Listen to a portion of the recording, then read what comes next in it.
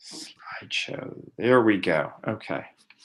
So welcome, everybody. My name's Todd Nielsen. I'm from Matrix Insights, and it's my pleasure to introduce Dario Nardi today. Dario Nardi, for any of you who aren't already acquainted with his work, Dario is the recognized personality type expert. He's an author, speaker around the world, as we just demonstrated by virtue of some of the friends and colleagues and acquaintances who've dialed in today.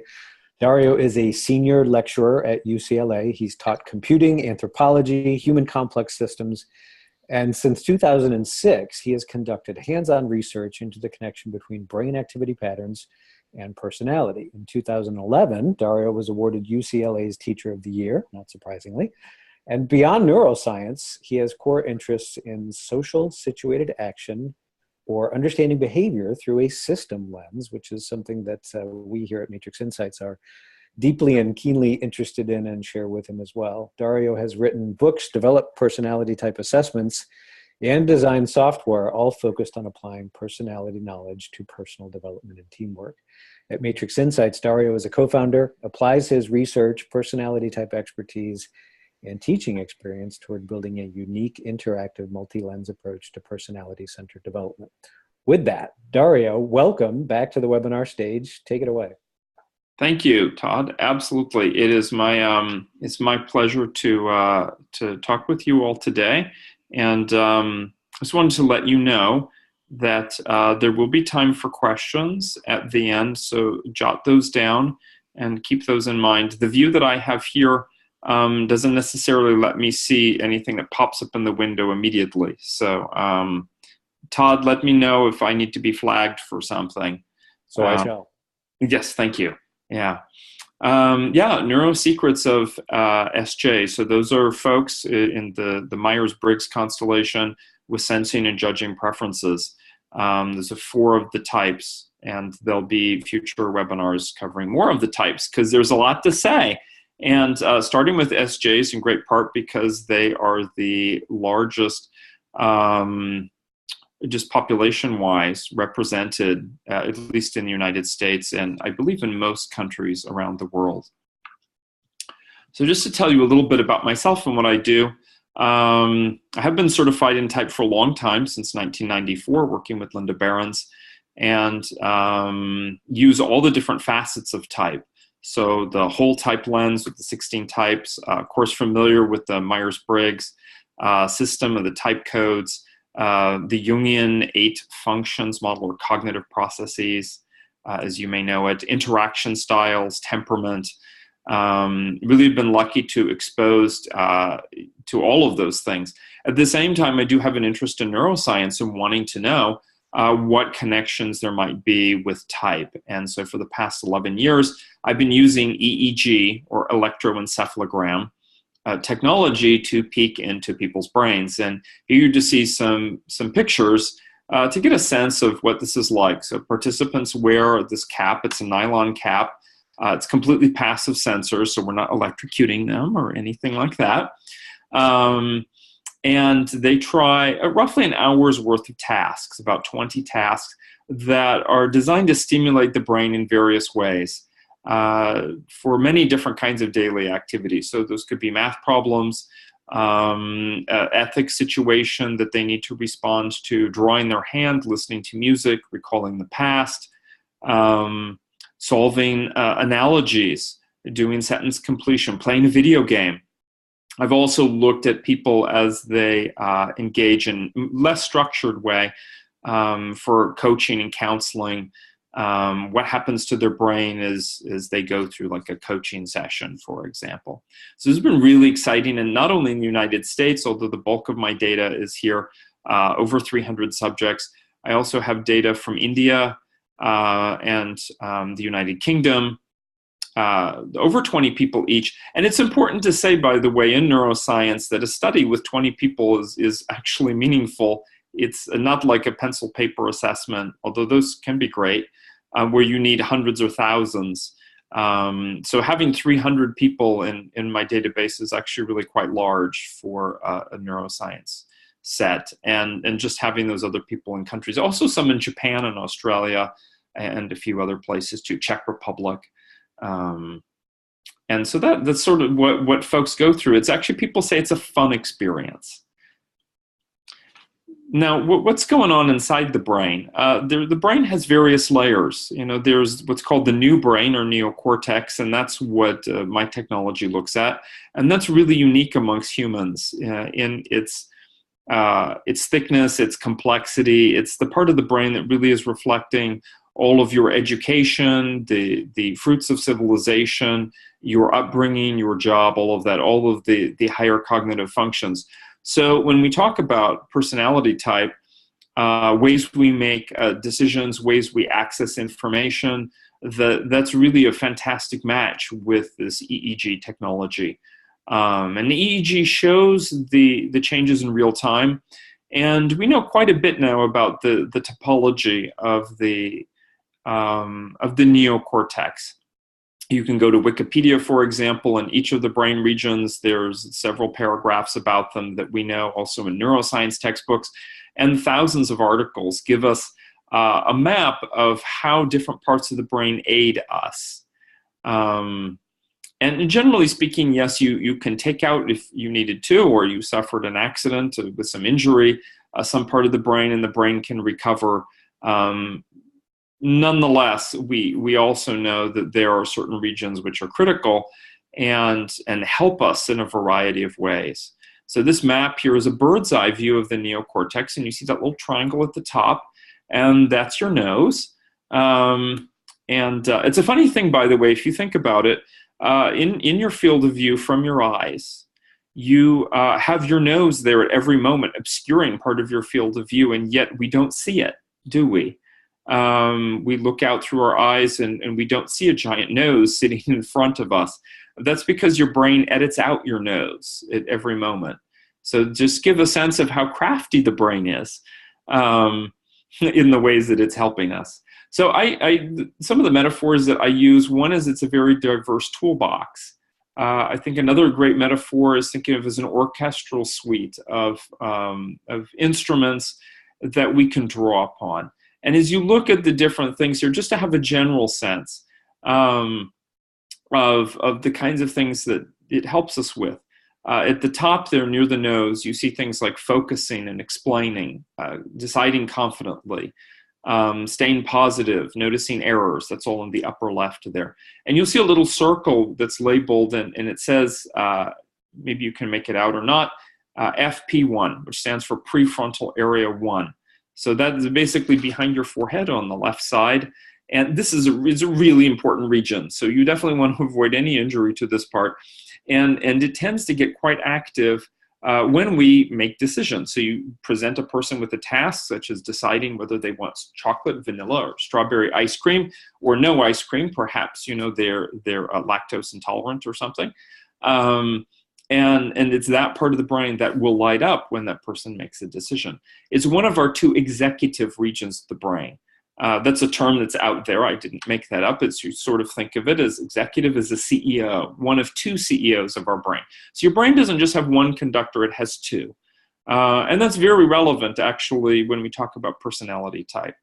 And because we're often talking about two functions that people prefer. They have two preferences, sensing or intuiting, and then thinking or feeling. And that shows up very clearly in our executives and how we use them. So you have a sense of all the different things that the brain helps us with.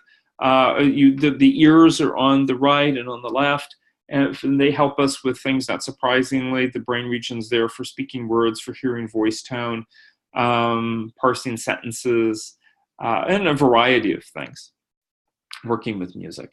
So this is the map and it's not a like a definitive map, but to give a sense of how the brain helps us, its resources, and how I'm going to try and tie that with type. One of the things we could look at is just how active the different brain regions are, but I go a little bit deeper than that, and I want to look at neural circuits. And what is it? What is a neural circuit? So it's a pathway in the brain, or it's a relationship in the brain where 2 or 3 or 5 or maybe all of the different regions work together in concert. These neural circuits are long-term wiring from years of habit. There's a phrase in neuroscience, neurons that fire together are wired together. And so our cultural upbringing, schooling also is part of our upbringing, our job. If you've been doing a job for 20 or 30 years, you're repeating tasks every single day. Some at a very fine level, making out icons on a computer screen. Some at a very broad level, such as, noticing someone's intent. Perhaps you're in a counseling position or something like that.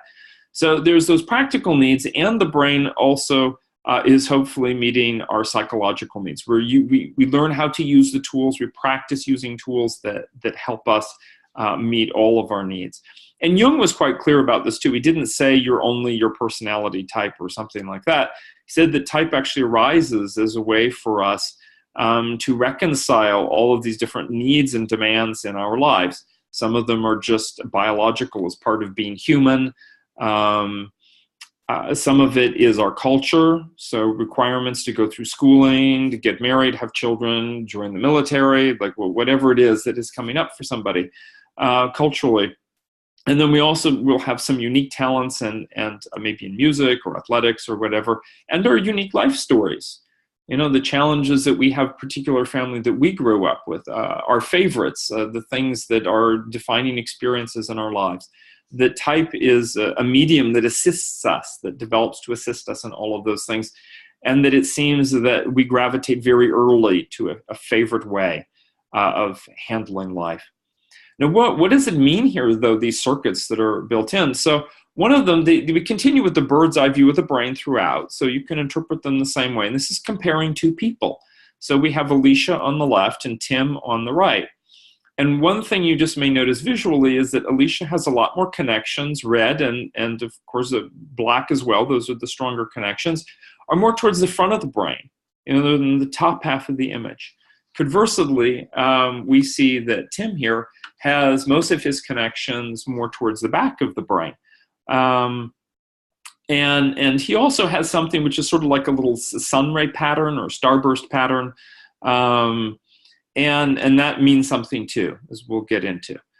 So what is it? Is we look at their type preferences. Alicia identifies as ESFP, so extroverting, sensing, and feeling. And as we look at the different parts of the brain and how they work together in the front half, we can see, yes, people who prefer extroverting tend to use the front. They tend to have more connections and tend to use more of the front part of the brain. So there's that initiating behavior, there's a rapid responses, the ability to sync with the environment. We also see a lot of connection she has around the ears, okay?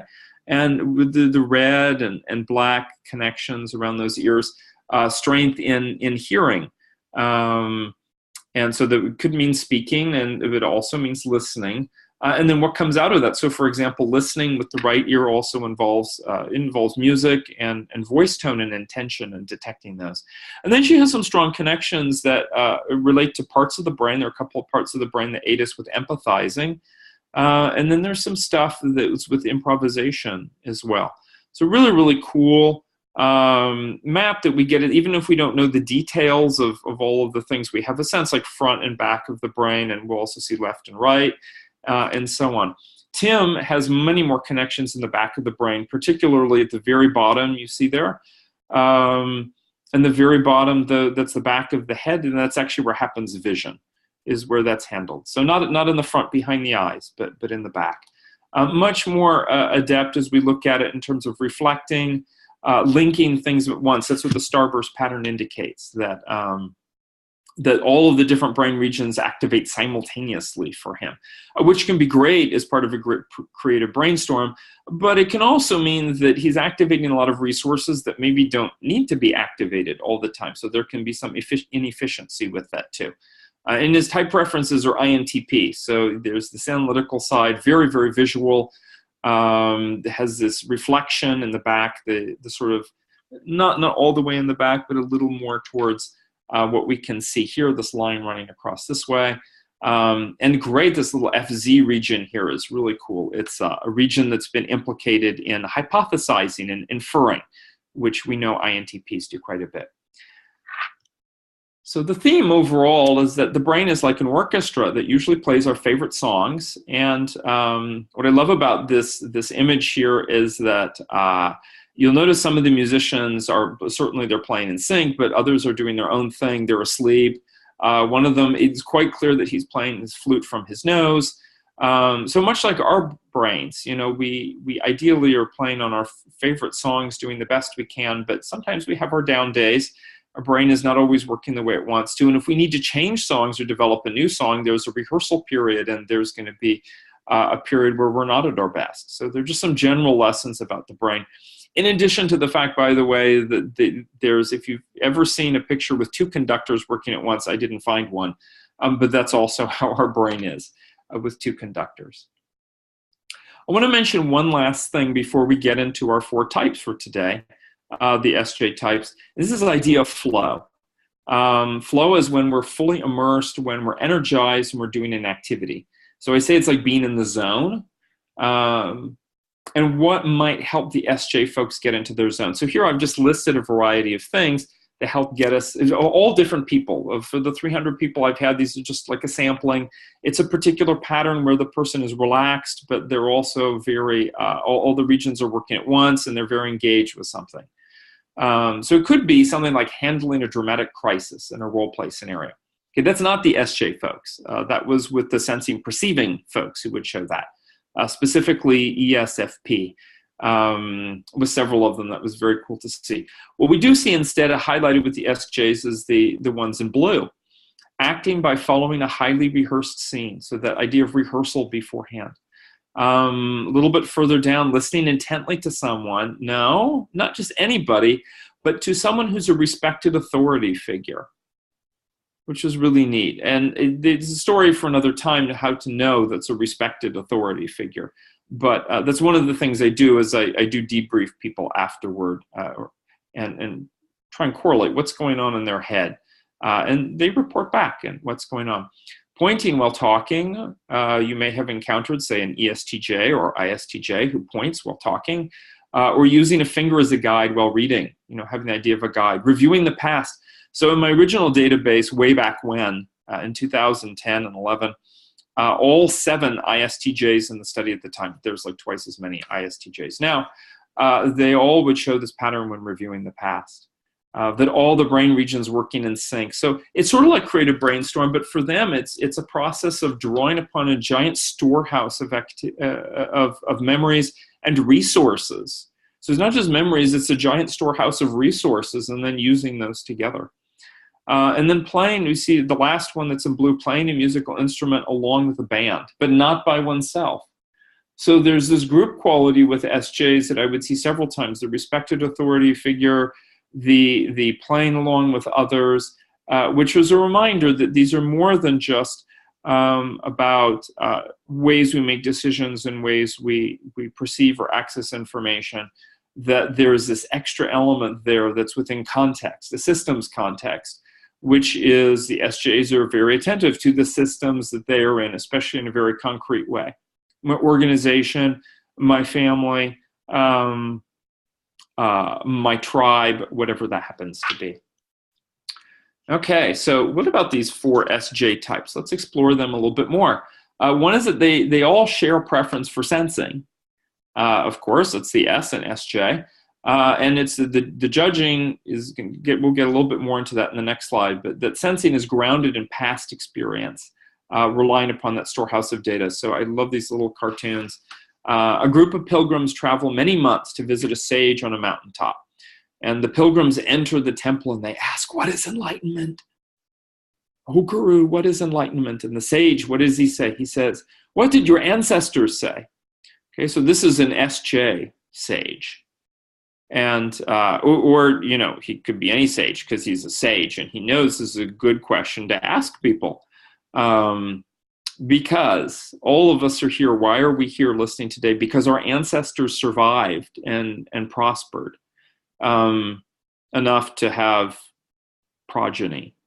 And we also are enjoying this, using this computer system and listening from across the world, from Finland and Tanzania and wherever, because of the things that people have done before. Okay, not just over decades, not just Google right now, but over hundreds of years. The discovery of electricity, all of these things. Okay, so there is knowledge and experience and wisdom from the past. And that's what these four folks have in common, is the trust in this information. Now, so they're all these stabilizers, and what I see in the brain is that they rely on a high specialization from practice to fulfill specific group tasks. But there are four of them, and of course they have some variations. Some are more introverted, so they're going to have stuff more in the back of the brain probably. Some are more extroverted. They're going to have probably more connections and activity in the front of the brain. And then we know, sort of looking to the left and to the right, there's the STJ folks and the SFJ folks. So what about the STJs? They also tend to use brain regions, particularly in the left hemisphere, that promote what I call evidence-based decision-making. So evidence comes through the senses. It comes through words that you hear, visually, details that you see, facts that you remember, and I am actually pointing to parts of my head, templates or routines that you've learned for movement, the physical actions that can be taken with the hand, especially the right hand, because the left side of the brain controls the right hand.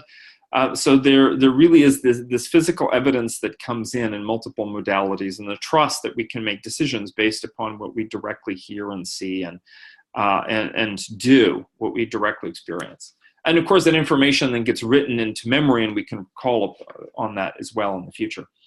On the right side, the SFJ types tend to use brain regions that promote social and interpersonal cohesion. In some cases, they're the very same regions. And in other cases, there's a little bit more emphasis on, for example, being attentive to the emotions in the group, what's called the understanding of social emotions, or emotions in a social context, paying attention to voice tone and intention, using one's imagination in the moment to make some inferences about what are other people thinking or feeling, or perhaps even physically feeling in their body, okay? Because the part of the brain up here that we can look at, it allows us to sort of collate all the sensory stuff going on in our body and say, this is your mood, you're hungry or you're tired or whatever. That's something our brain does, is it tells us what's our mood. But it can also send signals down, and it can simulate, gee, if I were this person, would I be hungry? Okay, so there's this very, very concrete connection that these folks have to the brain, oftentimes in an emotional or social context. So those are the four types that we're looking at: ISTJ, ISFJ, ESTJ, and ESFJ.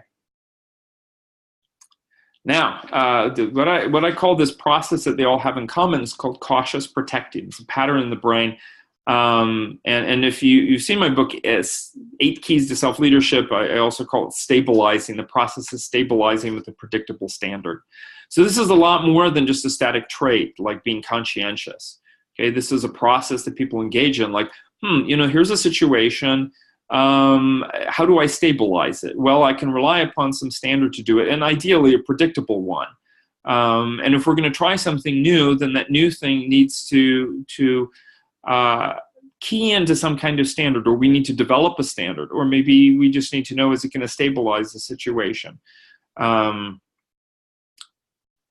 So what are the 3 themes that I see in the brain? One is this relying upon repetition.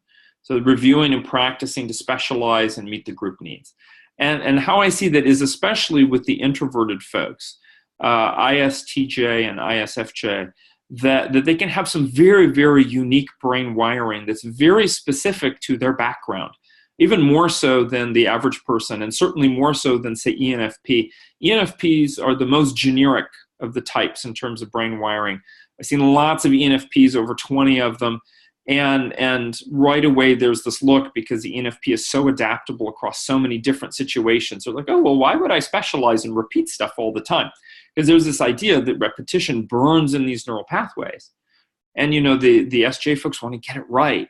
So what is the knowledge I need to learn? How do I practice it? What's a good role model to do that? So specialization also helps fulfill roles and tasks. We can think about it that way. They're building up their storehouse and making it useful. Easily tracking where they are in a task. So there's frequently, again, especially with the introverted ones, ISFJ and ISTJ, this attention to the right prefrontal cortex over here, the right side of your forehead. It's not our goal-focused executive. That's our open-ended, exploratory executive. You might think, well, what does exploratory mean? You might not think of SJ folks as exploratory, but they are. They can be quite open-ended in terms of being attentive to a process and paying attention to where they are in it. So if you're doing brainstorming, they're going to be attending to things like, have we reached our goal of the brainstorming? How far along are we in our time schedule? Maybe we have plenty of time and we can look at some more things. There's also some other stuff that I notice, the checking in, and this was frequently with the tasks themselves. When I would give them tasks, they would look at me and say, can I have more information, or could you give me an example? So eventually I built into the protocol, the brain imaging protocol, examples for them to know what to do. And then they would feel very comfortable going forward. I also noticed that they would keep going with the task until I would tell them to stop, which is sort of humorous to see. Unlike the sensing perceiving folks who would genuinely badger me. They're like, are we done yet? We've already been doing this for 2 minutes. And if I'm not there to provide that authority and guidance, there'll be a lot of hesitation around some of the tasks, especially the ones that require quite a bit of open-ended creativity. And that would be like a brainstorming where the emphasis is not on the process, but on the actual content of it. What are all the ways that you could use a dolphin in your swimming pool? I'm sure there's ENFPs out there who can think of many answers, but probably 10 pop to mind right away. Then the other thing I noticed, just in terms of favorite brain regions, is this in touch with body sensations. And also in terms of the tasks, I asked them to list people they know, what their birthdays are. And SJ folks, most of them can reach up to 20 people. They were not just family, but friends, and acquaintances, colleagues. And knowing those, and the ones who can only think of half a dozen, there's been a couple of those, they really beat themselves up about that, thinking, boy, I should know those. Why don't I know those? So that memory for kinship detail. So I do get a lot out of the brain imaging, more so than just the actual wiring results. It's also about noticing how they do in the individual cognitive tasks that I give them. And then that being able to go to that whole brain sort of flow mode when they're reviewing the past and reliving events as if they're there again. And the reliving again is also, it's not just a general flow, it's this capacity to be in the body, what's called an alpha state or alpha waves that we can see in the brain that show up a lot more with SJs than with the intuiting types. So now we've seen what they all have in common. Let's look at the ways that they're different. This first one here, we're going to learn the lessons from ESTJs in the brain lab. There is, now you might think, well, this is sort of complex wiring here. I wanted to give 2 examples of each. So we, of course, acknowledge that there's diversity amongst the types, because remember I said the brain develops to meet our practical needs and also our psychological needs. So those can vary, the practical ones by culture, the upbringing, job. It's the one person who's been a musician for 20 years is going to be different than the one who's been an engineer for 20 years. Their favorite tools are different. So ESTJs here lead with extroverted thinking, and they support with sensing. And they likely develop some of their opposite type. And that's really been a lesson, especially as I look at older folks. Now that I have, in these 300 people, lots of folks in their 30s, 40s, 50s, 60s, even some in their 70s. What patterns am I seeing? So the one on the left here, as I look at this and ask, what do these different brain regions help us with, these different connections? And I focus especially on the red ones, which are the strong connections. I see that there's some bias here towards the left hemisphere, just overall weight, even looking at the gray ones. There's a little bit of bias towards the left hemisphere, which is our more analytical side of the brain. This person favors speech and visual detail, stepwise motor movement, learning by analogies, and also there's some stuff on the right hemisphere about personal identity and beliefs and hearing people's voice tone. ESTJs are actually, and you might think of that, well, is attending to voice tone something typical for ESTJ? The answer can be yes, actually, especially if they perceive that you're mouthing off or being disrespectful to them, or to somebody else who's, they hold as important. And then there's some stuff about thinking about the future as well. And the SJ folks do certainly think about the future quite a bit, not necessarily in a creative way, but in a very practical way. What do I need to say for the future, and so on. He's also wired, although you can't really quite make it out, how I see this, but the red line that's just at the top there underneath the nose, those are the two executive regions, and we want to see that they're well wired together. They have a nice solid red line there. Okay, so the two executives work very well. And then as we look a little bit further down, there's a black line also strong between the temple regions. Okay, so up by your sort of temples where you might rub if you have a little tension headache or something. Yeah, you can get tension headaches if you're a manager. Those I found consistently, regardless of type, that people will have good wiring there if they have managerial experience in organizations. However, ESTJs and the other EJ types tend to have that automatically even when they're young. Okay, it's almost like they come pre-wired for some managerial skills. Then we see the one on the right here, and there's a very clear bias here towards the front half of the brain. So we're going to guess that the one on the right is a little bit more extroverted than the one on the left, just in terms of behavior, and that is the case. Strong, again, managerial and executive experience we see up towards the top of the brain. Also verbal, but not quite as much as the other one.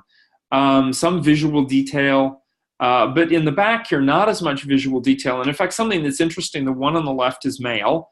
And actually, I think he's originally from India, but he spent all of his adult life in the United States. And the one on the right here is female. And I have noticed that men tend to have somewhat stronger visual skills. It's not a huge difference, but it is there. And so she has less visual strength there. To those regions in the back for vision.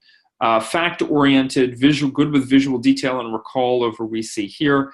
And what is this managerial thing, by the way? So it's a balancing of context and making inference and understanding things in context versus holding to these absolutes like personal identity and beliefs. Oh, and by the way, something we see here too is this reasoning and the use of the body here is a little bit more developed for her. And also, as you stand back a little bit, there's a fair amount of symmetry in the brain, and that is not typical. Okay, it's not typical at all. Both of them, they have individual wiring there, but if you just sort of stand back broadly and look at it, you're going to see, especially for her on the right here, this fair amount. Once we look at the top half, there's a fair amount of symmetry there. There's just a little bit that's slightly different.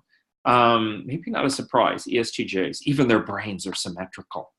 I mean, I exaggerate, but let's take a look at ISTJs. Ooh, what is this? Okay, so one thing I said was that the STJ folks, have this trust and evidence-based thinking and so on. So we're going to expect that. They also have this sensing in general that's there with them. The difference is the ISTJ though leads with introverted sensing, okay, and the support element is thinking. And we're likely going to see some of the opposite type there as well. I also said with introverted sensing that the sensing that they have in common in the storehouse is they develop in a way that really fits strongly with whatever it is that they do. So their brain wires itself around their daily tasks, more so than, say, an ENFP or something like that. So let's take a look at the one on the left. And I believe both of these are male. I tried to do male and female for each of them, but I believe both of these in this particular case, because this is just such a good example. You notice the red lines here form a box. Okay, what regions are they connecting in this box? Well, it's a network where all of them actually are firing simultaneously, and these four work together. They're linked. So there's a focus on word content, factual. So that's up on the left side of the brain by the ear, and a little bit further back is there's this factual precision and recall, this bringing together of words and vision in a way that's sort of parsed and diced into little pieces that can be precise and can be moved and can be recalled as facts. There's also attention to social feedback down there. And that's social feedback in the form of faces. When people give a facial expression, what does that face? What do the details on that face mean? And so that's not a surprise. We're seeing with STJs, ISTJ, that there's this factual detail and so on, but there's also this attention to sociality. Then on the right side of the brain, we go over in the same network. There's this trust and identity and beliefs. This region up here is also associated with modesty. And then down here, there's this attention to voice tone and intention. ISTJs, like INTJ, as we'll discover in a later webinar, they're very attentive to voice tone and people's intentions. They may not necessarily do anything with that information, okay, because it's not a priority for them, but it is there.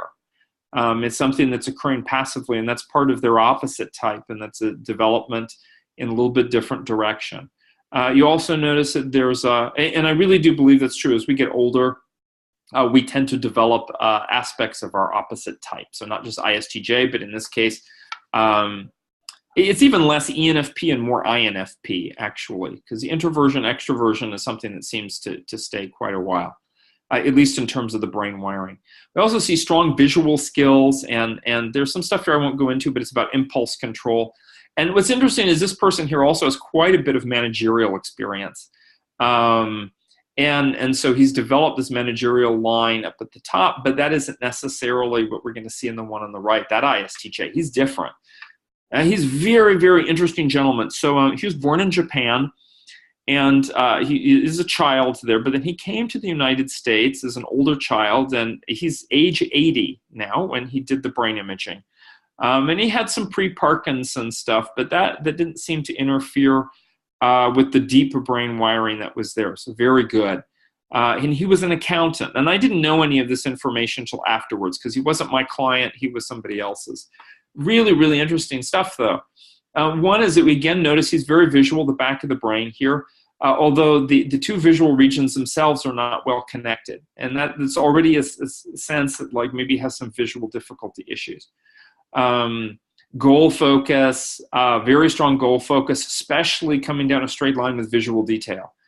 ISTJ, very goal focused around visual detail, of course, but also on the right hemisphere. So very attentive to various forms of beauty. And in fact, we see all of these red lines and black lines and some gray lines coming out of this region here. That's normally something we would see in ENFP or an artist, visual artist, some of any type. And I didn't know this until afterwards. I was presenting it to my colleague, and I said, there's this really fascinating thing. He's like, well, what is this about? And I explained it, and he said, oh, it makes sense for him because he was an accountant, but his hobby all of his life was bonsai trees. So gardening, Japanese gardening, sculpting the trees. And if you're ever familiar with Japanese gardens, the element of beauty there is very, very important, that attention to beauty and form.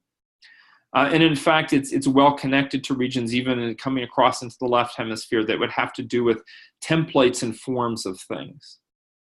So he does have a bias a little bit to the analytical left hemisphere, is goal focused, stepwise mental planning, deduction, stepwise body motion, all stuff that makes sense for your sort of stereotypical ISTJ accountant. Even the many lines coming out at the top, individual lines coming out of that goal focused guy indicates he can focus well on one thing at a time. But he's got some stuff that's the opposite type too. So really, really cool for me as I see this, and I hope one of the lessons you're seeing here is that every person is different. There's this phrase and type going way back to Isabel Myers in her book, Gifts Differing. Every ENFP is like every other ENFP, is like some other ENFPs, is like no other ENFP. And that's something that truly shows up here in the brain imaging as we look through these folks here. The reason I'm presenting it this way, I'm not just making broad stroke statements, is, every person is an individual, and they're going to have elements that reflect their culture, their career, their hobbies, even their relationships. As I've had been very fortunate to have a lot of couples in the past 2 months. We're not talking about that today, but it's cool stuff too. And of course, their type showing up as well. We see time and again with these two STJ types, this recurrent theme of a little bit more analytical. Yes, they're having these visual skills. And I would say even female STJs are going to have, especially ISTJ, more of that visual skill, factual precision, the gravitating towards goal focus kind of stuff. Also at the same time, balance with personal identity and beliefs. Okay, that's an interesting side. You might think, well, STJs are thinking types, not feeling types. But they all share in common this temperament, the stabilizer temperament, which values things like tradition, or at least something, if it's not tradition, it's something normative. Okay, so they are quite attentive to their beliefs, and it's also part of their opposite type as well. Now, SFJs and the ESFJ and ISFJ, oh, they're different. Okay, they're similar, but they're different. And right away, something you're going to notice for both of them, ESFJ and ISFJs, they've got this whole brain starburst pattern going on. So that's one of the things when somebody comes in, and if I have a really good sense, and of course I have them go through like a type best fit process, but maybe they don't do that until they're waiting for their results, because usually like they get the results a week later or something. You know, I can tell is STJ or SFJ. One of the hallmarks, not all the time, but definitely a statistically significant bias is the SFJs have this brainstorm mode that's there. And that probably explains why they have a more informative, softer style to them, and why many SFJs, especially ISFJ, are drawn to the creative arts, creative performing arts. So something we see with both of the SFJs, again, strong executive function, not quite as clear cut that it's towards the front of the brain, but nonetheless, we can see like I remember who's who. The one on the left is the gal, and the one on the right is the guy. Yes. Don't remember how old she is. I think she's in her late 40s, if I remember, and he was in his mid-30s when he did this. But we do see a lot of these red connections up at the front of the brain here, and also some connections down at the back. Lots and lots of connections coming out of the sort of this area here involved with detail and attention to social feedback. Both auditory, although she's more auditory than he is, and he's more visual than she is. So again, what are some things we can say? Well, strong executive function, but she's not a manager, by the way. The gal on the left was not a manager. She did have this creative brainstorm mode, good impulse control, highly verbal, especially about values, likes and dislikes, concepts. We see this connection here with being able to talk about stretching all the way across the brain. You know, this network connection, talking about values and identity and beliefs. Religiosity is also associated with this region by the right temple, and coming over and connecting with the ability to speak about those and speak about them in an organized, coherent way, according maybe even to a template, and then also being able to speak to them in an abstract way, like using metaphors, even abstract use of language, sort of like their opposite type or near opposite, which would be the NTP types. Also, SFJs think about the future and thinking about it in terms of visualizing it in a detailed way. We have like in the left hemisphere, we have like detailed, precise vision. In the right hemisphere, we have aesthetic, like holistic vision. And then for him as an ESFJ, strong executive function again. But the funny thing is he doesn't show that managerial line, but he himself is a manager. That's his job. And instead, in debriefing him, he uses a lot that T5 region towards the back, okay, which helps us with social feedback, specifically visual facial expression kind of social feedback, facts and details. He also uses this up in here, this what if imagination region, combined with this mental planning and step-by-step sort of, first you do this and then you do that, and then with this use of language as well. So one thing we do notice is that the SFJs are a little bit more language-based, maybe not necessarily having the same, especially he doesn't have that such a talkativeness as she does, but there's still his language-based stuff is internal in his head rather than being expressed verbally. And I think that's something important to recognize culturally. For example, when I lived in Japan, the people with, regardless of type, okay, whether they were extroverts, introverts, whatever it was, they're simply less talkative explicitly than Americans are. Americans are known to be very talkative. So we have stereotypes about certain types, like, oh, the ESFJs are very talkative, for example, and they can be in America, but they can also internalize the language. And again, this sort of creative brainstorm mode, and in a support role. It's only in gray, support role. Now, let's go to ISFJ, who also shows this brainstorm mode, and all the different regions being used at once. And in ISFJ, he explained it to me afterwards when we were debriefing. And in fact, when I said the phrase creative brainstorm mode, he said, "Oh, that makes a lot of sense." Now, he's a musician, he's a composer. He said, when I'm working on something, I'm drawing upon my whole storehouse, and even use the word like it was like out of a type book, my whole storehouse of knowledge and experiences in order to compose something.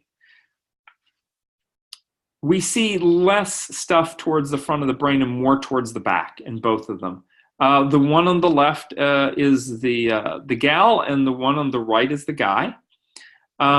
We see low focus with her in particular, goal focus, very low goal focus here, really detached from everything else. And very interesting, when she came in, she's from Russia, and she had been in America for 4 or 5 years, but she was still very much dependent upon her husband to do a lot of things. And she hadn't at this time even gotten her driver's license yet. And she's very affable socially, very supportive and all of that. But in terms of her own goals, she's just entirely adopted supporting her husband in his goals. And is, they went through a period, a rough patch with that. And seem to have worked that out now, actually. It was really interesting to see her and her husband together, because their brains would go totally wild and get stressed out when they were in the same room. They seem like they're doing better, though. She has a lot of this exploratory and reflective stuff, so we still see that the open-ended executive, which is involved in self-reflection, seeking new information, and that could be sensory concrete information. Okay, brainstorm also doesn't need to mean wild ideas like baloney from the sky. It can mean drawing upon past experiences and resources in order to come up with something. High attention to social feedback. Oh my God, both of them, but very much in this corner here, the social feedback. Also good with facts and details, identifying objects, all of the stuff about following through with the rules and mental planning, deduction, which gets a little bit into their developmental side. The SFJs, ISFJ will develop their thinking side fairly early. It could be, the first signs in their teens, and certainly by the midlife, they will have developed a bit of that. And she's visual again, but not as visual as he is. Again, he has a lot of these great visual skills in the back. The bias is towards the back of the brain. He's a good decision maker, and he can integrate, the two executives work well for him, because like I said, he's a manager, he's got to work with people. And really was attention to social feedback. That's how he relied upon working with folks. Being able to consider many, many factors at once. And this was very cool. We see this T5 coming in. So going into P4, and then P4 coming up to C3. So they form a little triangle. And what does that mean? Okay, this is an example where something comes in that's really neat. So this one region right here is just involved in like processing faces and people's expressions. That's the social feedback, but also factual stuff. And then that links in and works with all the way on the right side of the brain, which in a region normally associated with very popular with their opposite type, ENTP. And that region is going to be involved in weighing many factors at once. And how he described it is like, as he's working with people in a group, because that's mainly what he does, it could be individual, but also in a group, that he gets a lot of feedback from people, and he needs to weigh all of that feedback. And he says a lot of it is visual, looking at people, and then it goes up here, and he says, well, based upon weighing all those different variables in the feedback, then I'm going to think about what is the right way to respond. Like I have a couple he said, like, for example, with counseling somebody, just sort of informally counseling someone, he's like, I have several different responses I could give them. Which one am I going to give? Well, that's going to be based upon the result of weighing the different factors, which is fed in by their facial expressions and all of that. He was really quite explicit in describing his process. And really, really neat to see that. So both of them, boy, all this attention to social stuff is very neat. So I imagine after seeing all of this, sort of what is the neuroscience and understanding types in a different way than you've seen in reading a type, maybe like a type profile or something like that, a type description. And those are great, okay? But I imagine you also want to know, what are the coaching tips, or you're just working with somebody in the workplace, or having a difficulty with them. Again, I go back to this theme they all have in common of cautious protecting, stabilizing with a predictable standard. So I've noticed in terms of them coming into the lab, the things that they want, how they perform on the cognitive tests, as well as the brain activity. Prefer low distraction environment and need time to record and review experiences. If they have something new that they've learned, they want to have time not just be thrown into that, but to review that and say, am I getting this right? Utilizing a step-by-step method to help them develop skills. We see this time and again in the left hemisphere, this region involved with mental planning in a very 1, 2, 3 kind of way. So provide a roadmap for them to track their progress. Provide role models to observe and copy. I found that early on, I don't do it now, but early on in the lab when I worked with students, I noticed that the SJ students would perform much better when they had somebody else or even I myself do an example for them, to see the role model actually do it. So more than just tell them the example, to actually watch as somebody else would do something.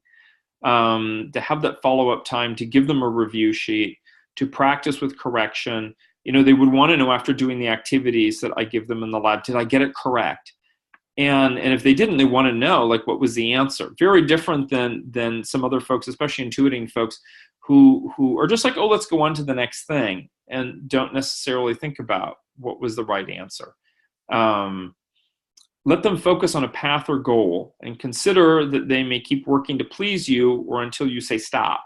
I just notice it qualitatively as an observation in the lab. And then this is very important, is staying alert for surprising skill that they might have that doesn't fit the situation or their usual pattern. They may not mention it. So I remember in a roundtable with SJs once, and this was just at a type conference, talking about creativity, and one gal with ISTJ preferences said, oh, I don't do anything creative. But her sister was there, and her sister said, well, yes, you do. You do all of these hobbies like knitting and this and that. And she's like, oh, you're right, I do those things. Okay, the same thing when we look at the brain, especially with ISTJ and ISFJ, that accountant ISTJ might just mention, if somebody asks him, what do you do? Oh, I'm an accountant. And they're like, well, do you consider yourself creative? And he might say, well, no, not really. But then we find out he spent literally over 50 years, half a century, working with bonsai trees in Japanese gardens. Very, very deeply developed skills, just because we have a bias around what creativity means. Especially when those connections are in the back of the brain. Those don't come out immediately. So you've got to give them time to shine and to show that. And then to take care with your feedback, because they have that attention to social feedback, noticing the facial expressions in particular. May also notice voice tone and body language, but generally speaking, it's the face and the visual, a grimace or a smile or whatever it is, and that they're going to adjust their behavior, because what happens is people will register embarrassment and report embarrassment in the region. If you point it out to them, like, oh, this region for social feedback is getting more active, it'll become even more active. So that, being careful with the kind of input you give, because they're looking to you. So now we're going to open up to questions, and it looks like we have 6 minutes or so for that, and I'm happy to answer those. What kind of questions do we have, Todd? Yeah, Dario, first of all, thank you for this wonderful tour that you led us on, and thank you to our participants. A lot of great questions, and unfortunately, we're not going to have time to get to them all, but let me get a couple that I think might be particularly helpful, and I'll promise to pass the rest along. Oh, so, yes. Dario, a couple of fundamental ones that, mea culpa, we maybe should have covered this. Someone asked, what is your type, Dario? How do you...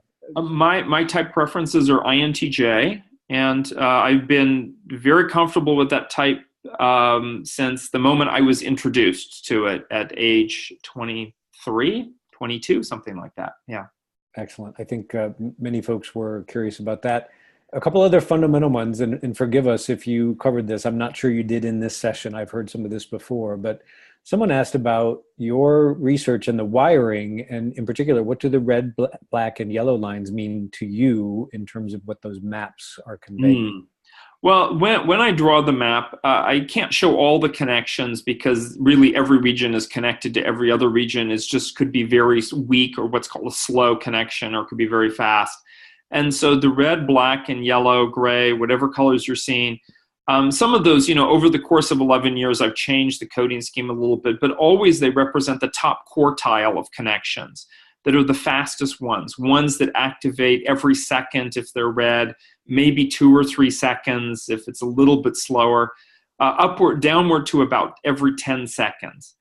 So if you think about decision making, for example, if you hear something, like somebody asks you, do you want chocolate, vanilla, or strawberry ice cream? and then your brain needs to go into the decision-making mode. How long do you count? 1 second before your brain generates an answer? 2 seconds? 3 seconds? Whatever it is. 10 seconds? Most adults, young adults, have a best speed of about 1 second. That's like 15 to 25. 25 to 55-year-olds have about a 2-second response time, so it's maybe half as fast. Of course, being able to respond quickly doesn't mean you respond more wisely. And then folks older than that tend to be slower still, at like 2.5, 3 seconds. Although I've seen individuals in their 60s who have the speed of a teenager and vice versa. But those are what those mean to me, is essentially the speed of the connections and the most important ones. Thanks, Dario. So a question comes in having to do with variety of brain patterns. So if an SJ has more variety, which I think is something that I heard you say, is it easier for other types, for example, an NF, ENFP to be more specific, to self-type themselves as contrasted with SJs? A lot of people come in, it's a great question. A lot of people come in to my lab, especially the ones who are type familiar and not coming during a conference, wanting to do type clarification. So they're going to wonder, I remember this one gal, she's like, am I ISFP, ISTP, or ISTJ? And, our sort of write-off thought was like, well, go read descriptions of those and maybe ISTP will be a best fit. And then she's like, well, I've been considering INFJ too. And looking at her background and so on, and then looking at the brain wiring, is really interesting because time and again, what I see is brain wiring that's unique to that person that exactly parallels their confusion about their best fit type. And because they've developed resources, for example, I think that the gal ultimately settled on ISFP, which seemed like a good fit to me, just, intuitively. And yet she was a lab technician working with people, not by herself, but working with people. And so she had these sort of lab tech skills that pulled her in the direction thinking, oh, am I ISTP? So I would say that we carry around a lot of stereotypical, and I don't mean that in a bad way, but, stereotypical way of understanding each type, how it expresses in our culture. It's maybe hard to remember that 1,000 years ago, an INTJ like myself would not have been using a computer or thinking about all these abstract kinds of things. I might have been, like a metal worker or a carpenter or even a farmer, which, by the way, all of those activities require just as much brain power, perhaps more so than using the computer here. So it's there's a really interesting element that, yes, to some extent, I can certainly, what I can do is exclude easily half the types right away. But this looking at the brain wiring is not definitive, because type is about psyche. It's about the personality. It's a psychology. The word psychology is about the self within the system. Whereas the brain is the material matter. It's like the hardware. It's like the circuits in your computer. And there's a whole range of things in between that, the thoughts that you have in your head and so on. So we can't just look at the computer hardware and open it up and see these circuits in there and then suddenly say, well, this person is typing this specific letter in Microsoft Word. It doesn't work that way. So it's still type by itself is very important. And this is simply, the brain is a snapshot of where we are developmentally. And hopefully typically we develop the skills and resources that meet our psychological needs. And Dario, and again, folks, forgive me, there are more questions than we have time for, but maybe a final one, Dario, today. In your research, did you take into consideration native language? In other words, if an individual is responding in his or her mother language or second language, and what were your observations? Oh, absolutely. I have been gathering that from the start. There's a whole section in their intake form on what is their native language, what other languages did they learn before age 12, and then those that they learned later. We do have a translation exercise, which I don't use for everybody, but it's interesting to see the differences. Yes, I have seen, for example, there was a member of the type community who actually came in, speaking a European language, but she'd been speaking English quite a bit, living in America, and she showed more verbal activity And, these verbal regions of the brain, when she was having the questions and doing the work in English, when we did some stuff in German, I don't speak German, but, it can be set up to do some responding in German. Then that activity went down and made her look a little bit less auditory than, or I would say speaking in English made her look more auditory than maybe she really was. So that is something I pay attention to quite a bit. Well, it's fascinating, Dario, as is all of your work. And on behalf of everyone who attended today and posed fascinating questions, particularly those of you who, unfortunately, we didn't have time to get to, I will pass along all those additional questions, and Dario will address them either personally or in a future session. So I want to preview for everybody. Again, thank you for attending today. For anyone who'd like to see what we at Matrix Insights have done to step down the voltage, as I'm fond of saying, of Dario's fascinating work, but also very in-depth, very detailed, and for purposes of some of the folks you might be coaching or teams you might be consulting with, they might prefer some of what we're doing at Matrix Insights to democratize this fabulous science and put more day-to-day strategies in their hands. And I'm showing here a slide from the leadership dashboard that uses type and in fact uses functional pairs. And in fact, this is one of the teams that I participate on at Matrix Insights. It would be my pleasure to show any of you who would be interested in seeing this technology at work, how it looks and feels. For those of you who'd like to attend or consider attending upcoming events, I strongly encourage you to hit matrixinsights.com/webinars.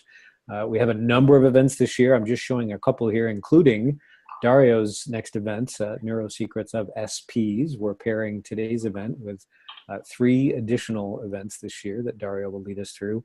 And I'm showing another great example of a more practical session for coaches and consultants. My colleague and friend and our affiliate, Mary Beth Debus, will be leading us through her thoughts on shifting the onboarding process to engage millennials, and including using technology like we have at Matrix Insights with the Leadership Dashboard. So a number of other events, including with Roger Pierman, myself, and Dario, and other guests this year. matrixinsights.com/webinars is the place to get that. And for any of you who'd like to see a detailed demonstration of what we're doing with the Leadership Dashboard using type and style and temperament and Dario's wonderful science, it would be my pleasure to take you on a guided tour. My email is shown here, todd.nielsen@matrixinsights.com, and our website is matrixinsights.com. For those of you who attended, posed questions, again, I will share those with Dario, and we will have some additional sessions this year, and we'll expect and hope to see you back here. Dario, on behalf of everyone who participated and everyone at Matrix Insights, I thank you for this fascinating tour through your work, and we look forward to seeing you again here on the webinar stage throughout the rest of the year. Cool, thank you. To everyone else, we wish you an insightful rest of your day and your week. To those on the East Coast of the US, stay safe, stay warm. To those of you around the world, we look forward to seeing you back here again soon. Have a good day. Thank you. Bye all.